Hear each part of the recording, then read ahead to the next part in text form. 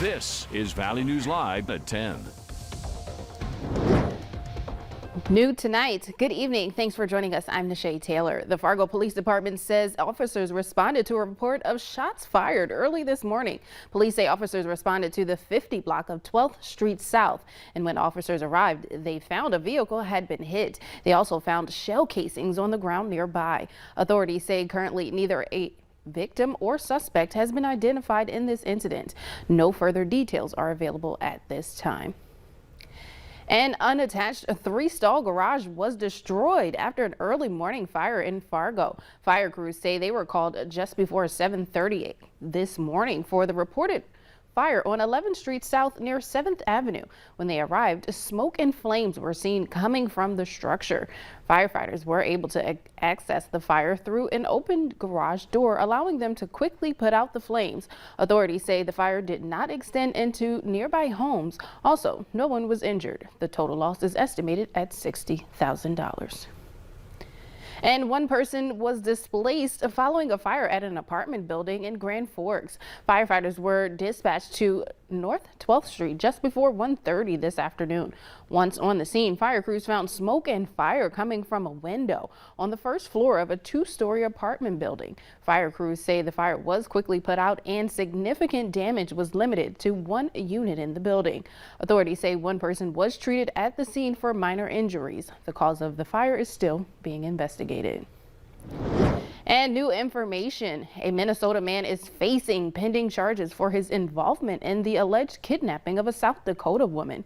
35-year-old Ryan DeGroat was arrested Friday night at a rest stop in Edgeley, which is about 40 miles south of Jamestown.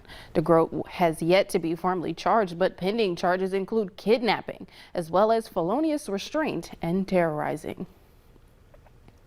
Law enforcement have identified the individuals involved in Friday's fiery crash. The crash between a motorcycle and a car happened along 45th Street South near Southtown Poorhouse and the Holiday gas station. Authorities say during the crash, the motorcyclist was dragged underneath the car and a fire started soon after. The driver of the car is now identified as 18-year-old Mason Bunnis of Moorhead.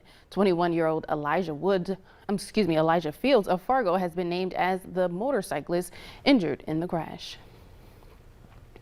The historic humanitarian crisis triggered by Russia's lethal invasion of Ukraine is worsening as horrifying attacks on civilians are ramping up by Russian forces. Jen Sullivan has more. As bombs burst, gunfire rings out in once peaceful Ukrainian streets, and Russian forces ramp up their attacks on civilian targets. In a bomb shelter, some sort of normality is found amid the chaos as Ukrainian children take an art lesson. Children like this, increasingly at risk in Ukraine, where the U.S. Defense Secretary says Russia is resorting to disgusting attacks on civilians because its invasion campaign has stalled. We've seen deliberate targeting of cities and towns and civilians throughout in the last several weeks. We're hearing all these horrific reports about targeting the school, the art school with 400 people hiding in the basement, about, retirement home in Kreminne in elsewhere, where more than 50 people died. Violence forcing 10 million people, including about 1.5 million children, to flee their homes. I think that it's the worst crisis from the Second World War. Ukrainian President Volodymyr Zelensky now says he's ready for negotiations with Russian President Vladimir Putin. We're losing people on a daily basis, innocent people on the ground. Russian forces have come to exterminate us, to kill us. If these attempts fail, that would mean that this is a third world war. I'm Jen Sullivan reporting. Ukraine's president is calling on Israel to take a stronger stand against Russia. In a video call to Israeli lawmakers, President Volodymyr Zelensky says it's time for Israel to take sides. During an emotional appeal, he compared Russia's invasion of his country to the actions of Nazi Germany. He criticized Israel for not imposing sanctions against Russia, but also pleaded with Israel to sell its Iron Dome defense system to Ukraine, saying it would save the lives of Ukrainians and Ukrainian Jews. About 30 would-be asylum seekers from Russia found themselves blocked from entering the U.S. on Friday, which may be reflecting a shift in differing treatment of Russians and Ukrainians. The 34 Russians had been camping for several days at the busiest U.S. border crossing with Mexico. Days earlier, some Russians were being admitted to the U.S.-Mexico border crossing, while some Ukrainians were blocked. But by Friday, Russians were denied, while a group of Ukrainians flashed passports and were admitted after a short wait. Border agents can deny migrants a chance to seek asylum on the grounds that it risks spreading COVID-19. But cost, logistics, and strained diplomatic relations make sending people of some nationalities home difficult. One Moorhead Air Force veteran is answering Ukrainian President Zelensky's call to join a foreign legion. This is the first time one has been formed in 80 years. And in 9 days, he'll be taking off to Poland to join that fight. Valley News Team's Alex Larson has more on why this veteran is taking that risk. We're not trying to be heroes. We're just trying to help people. Mark Lindquist says through lots of tears, family and friends have been great in his decision to head to Warsaw. I drove down to Ortonville and sat at their kitchen table the other day, and even as a 40-year-old man, I wanted to let mom and dad know the mission that I was being called to complete. He says many veterans from all over the world have also answered the call. World events to conspire like this, and for us to be on the brink of World War III, veterans everywhere, all 18 million of us U.S. veterans, our ears are perked up to what's going to happen with this world event, certainly involving Putin, and many are answering the call. He says it is not a surprise that so many have. It's just what they do. We've done it before. All of us veterans around the world. We have already pledged to die for somebody who we don't know. It does not matter if that person is in Arkansas or Ukraine, as long as it is for the cause of freedom. Lindquist says he submitted an application to the Ukrainian Territorial Defense and is awaiting the interview process. But if he does not get accepted, that's fine. I will find other ways to serve. He says he and his fellow vets plan to help by setting up more humanitarian contacts. So I'll go down, hopefully with a car or a van that I buy, and go to the border and then try to go get people out. You know, folks that are orphans that are trapped there, that you know, they need to be rescued. People that can't ride on a train with 2,000 people but could ride in a van. You know, we're going to try to go extract them if we can get a hold of that van and if we can find a path through the humanitarian zones to go get them. Lindquist says he hopes his efforts will be an inspiration for others to find ways of lending a hand. Hopefully this trip can inspire everybody here in town who cares about Ukraine to know they have, you know, somebody from our area there on the ground giving you a no BS assessment of what's happening, and hopefully people can feel inspired to help through this mission. Lindquist says this is an open-ended commitment, and he does not know when he'll be back.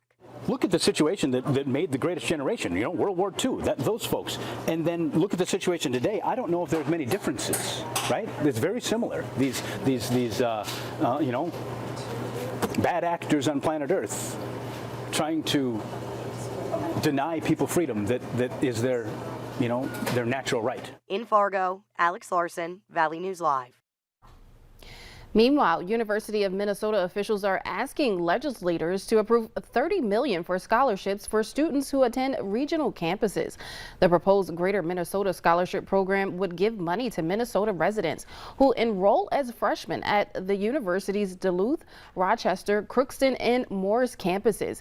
Each student would get $4,000 to $5,000 in their first year and $1,000 to $2,000 in each of the next 3 years. Tuition at the regional campuses ranges from $12,500 to almost $14,000 annually.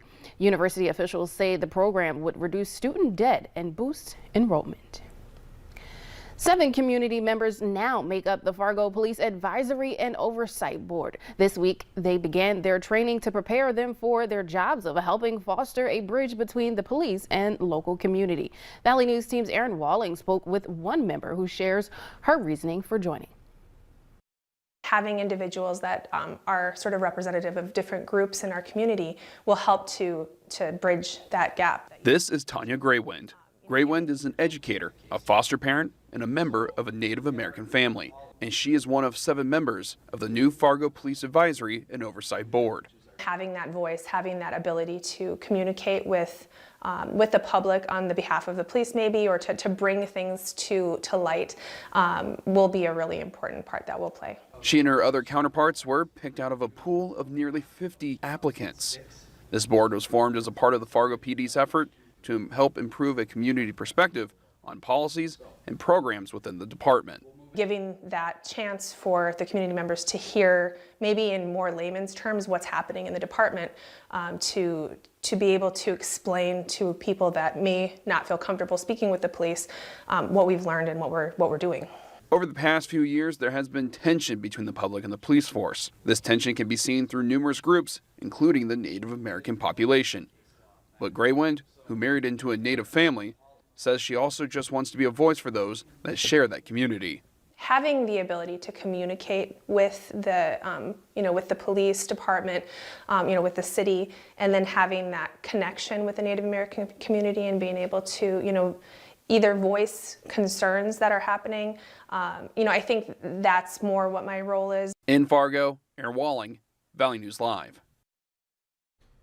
Later on Valley News Live at 10, a popular skin moisturizer is being recalled. And it may have hit the mid-50s today, but a first alert weather day is called for early this week. Nathan has your forecast next.